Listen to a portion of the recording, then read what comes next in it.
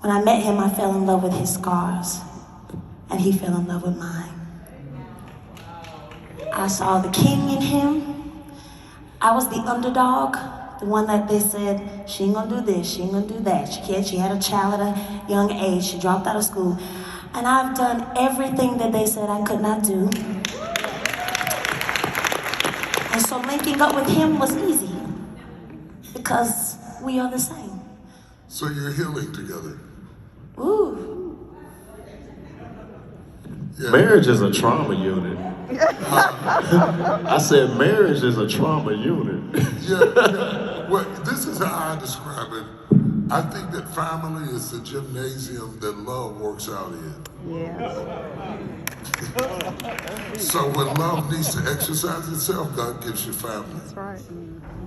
Because the weight of family is the workout of life. And love needs a gymnasium, and that family is where that work is done. How do you keep loving while you're hurting? That's what family. Be honest, because you're going to help somebody. I've had some days where she was with the old me and the man I was trying to be. So help somebody. I am a lover. I can love a person on the side of the street that I never met. I'm a giver. I get that from my grandmother. She had a big heart. And I have that. Sometimes I hate it because I feel like a lot of people have taken advantage of that. Right. And they see it and they try to run over me.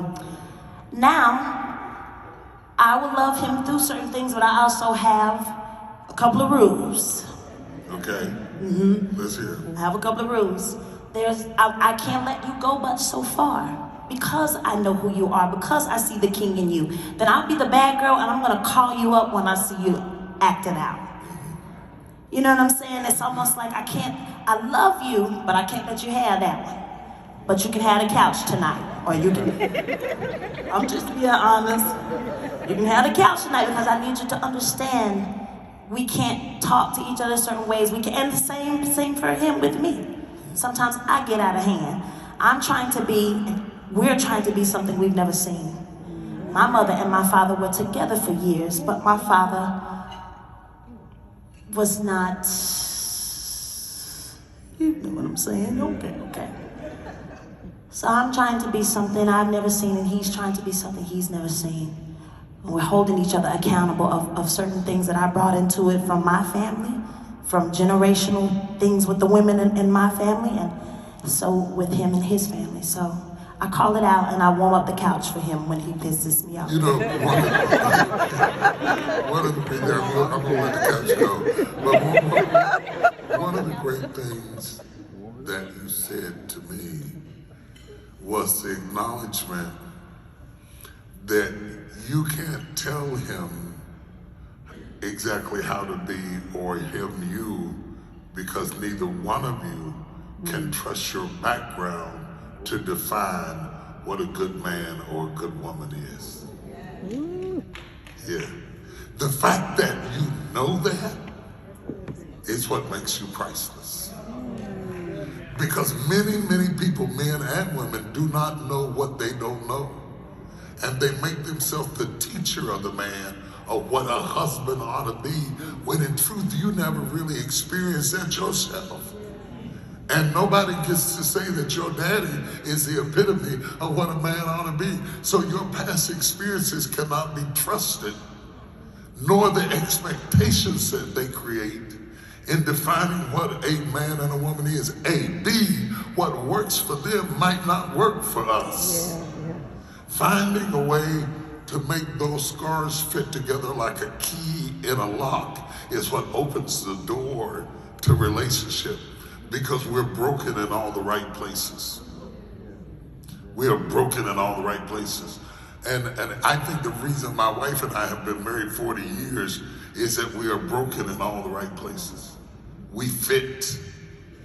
We the same kind of crazy.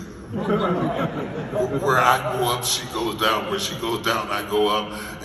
And so when we got together, doors started opening. You understand what I'm saying? I want to help the families that are here today to learn how to receive back these graduates, as broken as they may be, as waking up in the middle of the night screaming as they may be, as overeating as they may be, however we self-medicate the trauma that we got not only in prison, but the trauma that brought us to prison.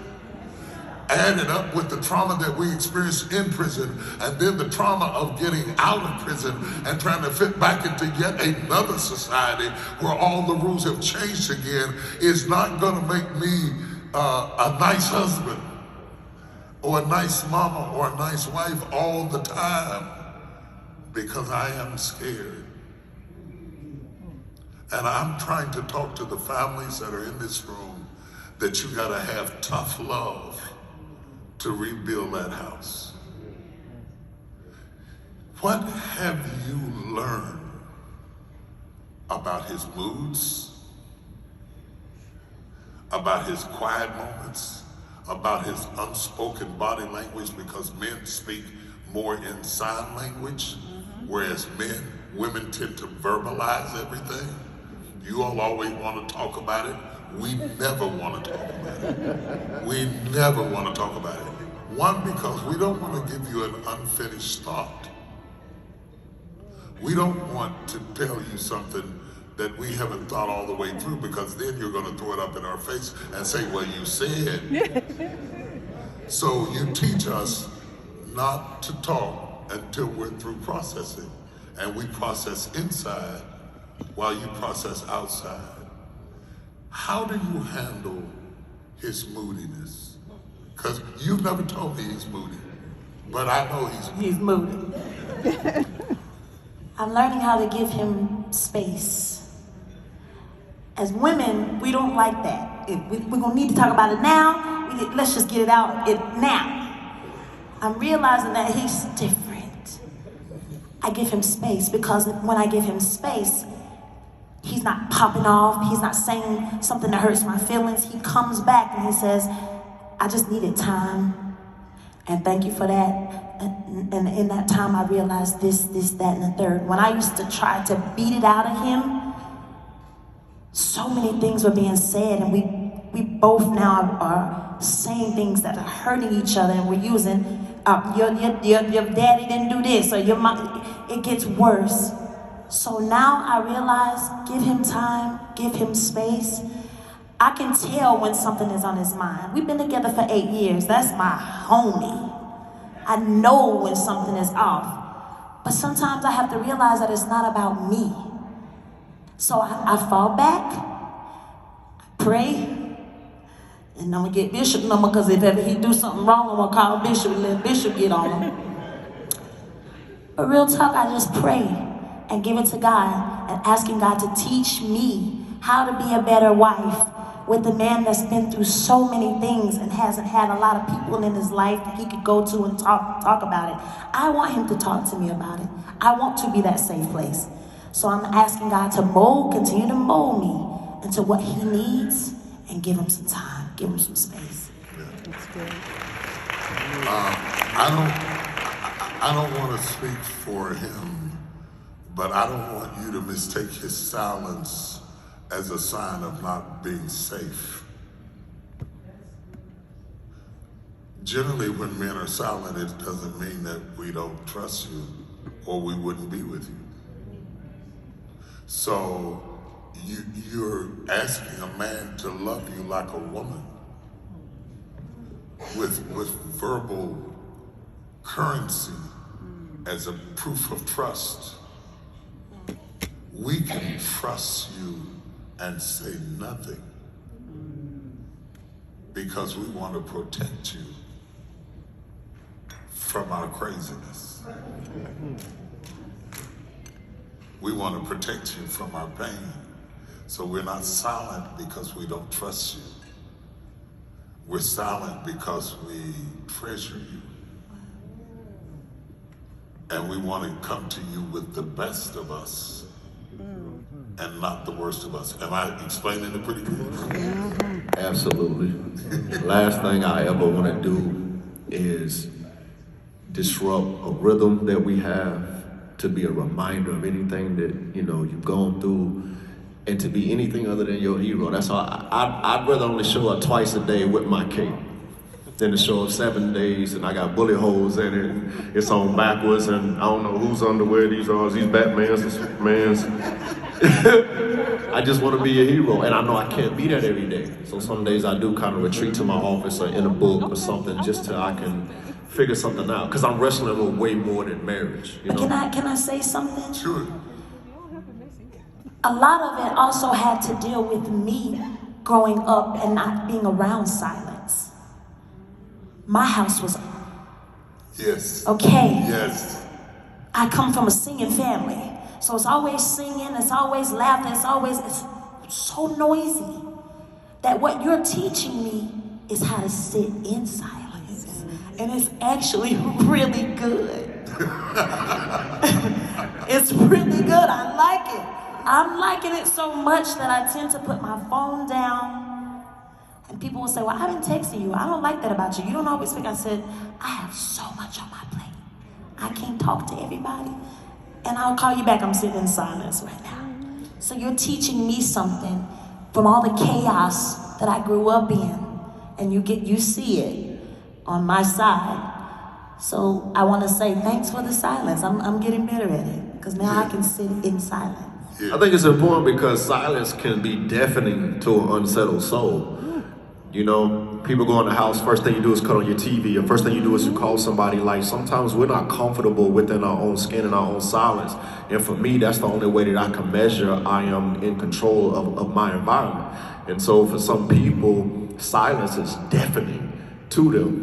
And it's a great way to measure if you're in this world or not of this world. It's just being able to sit in silence, because how else can you meditate or pray or anything else if you constantly have to have the validation of noise? My life has been noisy. I like silence. I like quiet. I like peace. So whenever I can get it, I treasure it. And I enjoy treasuring it with you too. And could it be possible that some of the time you spent in confinement and in probation became your normal? Bishop, when I got shot, I got set up by my crew. My crew set me up to get shot. And right before I got arrested the last time, I barely survived a kidnapping attempt. I got beat unmercifully. I got beat bad, but I made it out with my life. So for me, it was better for me to be by myself. I made more money by myself. I went to war with cats by myself. I got locked up by myself. So I got used, when she met me, I lived by myself. So it was a lot to not just enter into the family dynamic, it was a lot to enter into her universe. So it was a coping mechanism for you. Isolation was a coping mechanism for you. So it's your safe space. It's how you cope with not having to risk the fear of betrayal. See, what we're doing for you is demonstrating that the graduation isn't over. That's right. That you get the plaque, you get the award, and then you live out your life with the people you love, with the pieces you have left, whether you've been in prison or not. We are all fragmented in some way. But if you can overcome that, you can overcome this. You can rebuild your life and put it back together again. Thank you for modeling the truth of what rebuilding looks like, that it's work involved, that it's not all glamorous. You're all on the red carpet and all that kind of stuff like that, but you don't live on red carpets. You have to come home and get on some linoleum sometime and wipe down some granite. People think because they see you on the red carpet that your bathroom is on the red carpet. And, they don't understand that you have to fight the same kind of fight that they have to fight. And there are people who are listening at us right now that say, well, yeah, look at him. He's on his own business. He's a millionaire. She's Fantasia. They got it going on. But they got the same fight. It might be a bigger house, but they got the same struggle that you have to enter back into the world. And how do you show up in the world with the best of you while you deal with the rest of you? That's what we're modeling for you today. And unfortunately, we're out of time. But I wanna do something. We got off script here because I wasn't even supposed to bring your son up here. That wasn't planned. That just happened. But it occurs to me that we're showing people how to rebuild their lives. And rebuilding your family is a part of rebuilding your life. And we're being honest that that is not easy. And it also shows that you don't have to be in prison to find that difficult to do. But you do have to work on it every day. So I want your son to come back up again because I want together the three of you. You got that? Oh, wow. You got that book? Thank you, son.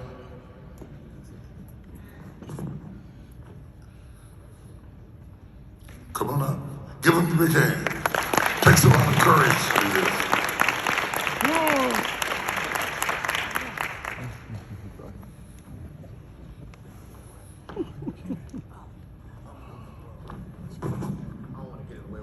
No, go ahead. For all the graduates, each one of you are gonna get a copy of me and my wife's book, No Crowns in the Castle. As you can see, it's not full of fluff. We talk about our mistakes, our bumps, our bruises, our generational curses, and how we're still struggling to find a way. So Renee and the team are gonna help me coordinate to make sure that each one of you all get a copy. And just as a token, just something to remember this event by. That, you know, we want to be with you and everything that you do, so we're gonna make sure that each one of you get your own individual copy. Give him a big round of applause.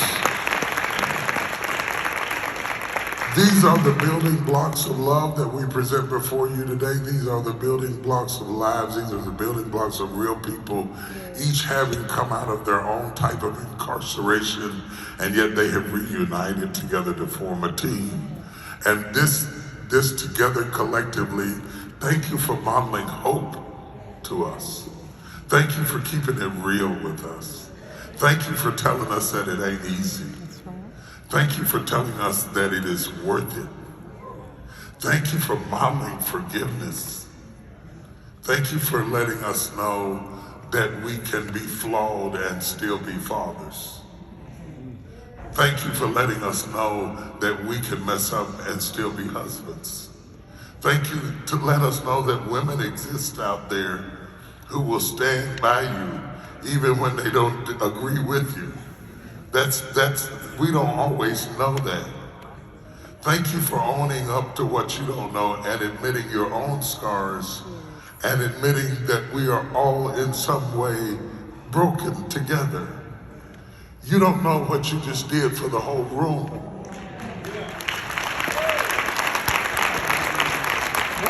I want you all to stand up on your feet and give a rousing applause for this amazing family.